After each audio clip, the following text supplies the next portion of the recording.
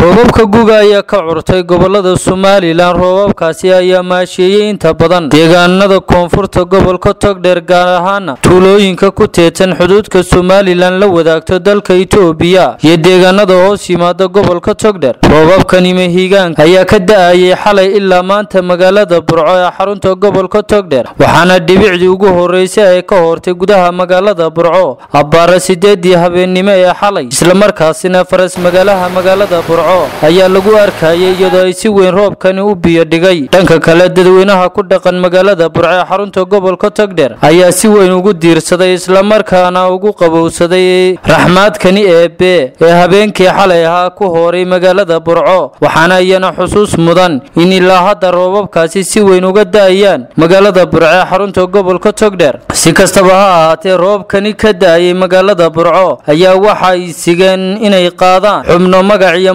ku dhaxlay magaalada Burco oo iyaguna ka badbaaday daadadkani soo dhacay lama sheegin wax khasaaraha oo kale oo ay dhaliyeen roobabkani waxaana yihiin roobab aan kala go' lahayn oo marba intuu qaado misana dib u soo cusboonaanaya Maxamed Farax Bilo wararka shabakada caalamiga Ictiraaf News gudaha magaalada Burco